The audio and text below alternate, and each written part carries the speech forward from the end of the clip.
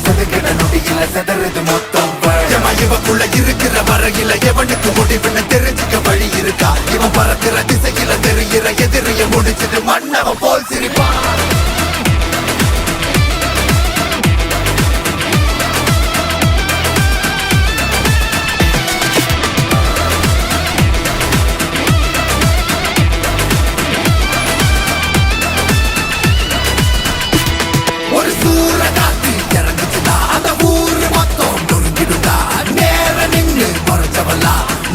போட்டுட்டு மன்னிப்பு கேட்டுடு ஏன்னா